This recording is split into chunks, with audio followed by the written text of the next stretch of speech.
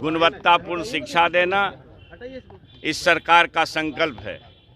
माननीय बिहार के शिल्पकार मुख्यमंत्री नीतीश बाबू, उप मुख्यमंत्री तेजस्वी प्रसाद यादव जी का ये संकल्प है कि ज्ञान की भूमि बिहार के विरासत को वापस करना है। तो गुणवत्तापूर्ण शिक्षा देने के लिए हम अपने बच्चों के लिए, अपने राज्य और देश के तरक्की के लिए एक बेहतरीन शिक्षा कैसे दे सकें, इसके लिए यह सूत्र आया है, यह नियमावली आया है। इसमें अगर किसी ढंग का कोई नुस्ख निकालते हैं तो यह उचित नहीं है। और फिर से मैं एक बात कहना चाहता हूं कि जो हमारे शिक्षकगण हैं, नियोजित शिक्षक, आपका काम शिक्षा देना ही न है, और अपने कोर्स को जिसको आप पढ़ाते हैं, रात दिन जिसके लिए आप शिक्षक हैं और जिन बच्चों को आप पढ़ाते हैं, उस कोर्सेज में से कुछ सवाल अगर नियमित होने के लिए एक कितनी बड़ी बीमारी इस महागठबंधन की सरकार ने दूर की है। आप नियोजित थे, आप राजकर्मी के दर्जा में जाएंगे, आपको सारी सुविधाएं मिलेगी और अच्छा वेतनमान होगा।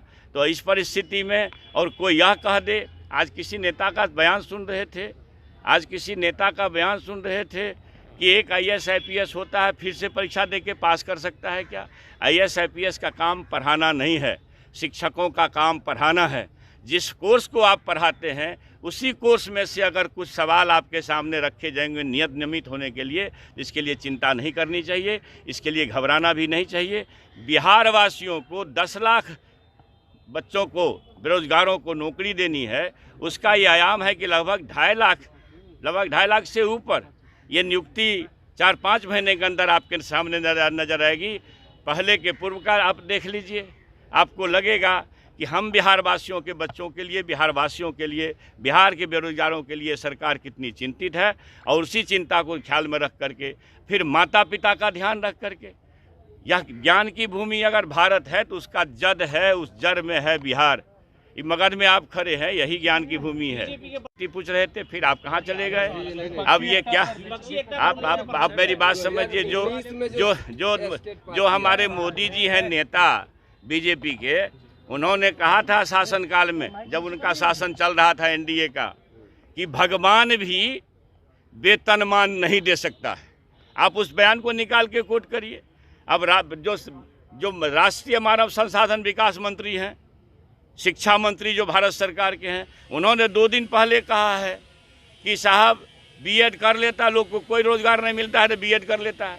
भैया, एक अच्छा खासा परीक्षा, आप प्रोफेसर होते हो, कितनी मेहनत से लोग नेट की तैयारी करता है, फिर PhD करता है। नेट की तैयारी में कम मेहनत करनी होती है क्या?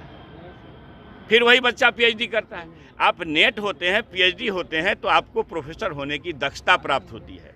आप शिक्षक होने के लिए दक्ष हुए, आपने ट्रेनिंग किया, आपने क्या कहते हैं CTET STET पास किया, अच्छी बात है।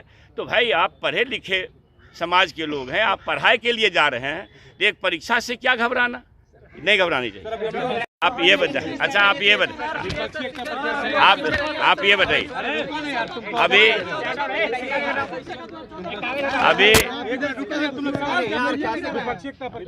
आप देखिए, बिहार में जब महागठबंधन बनी तो नफरतवादियों की नींद हराम हो गई।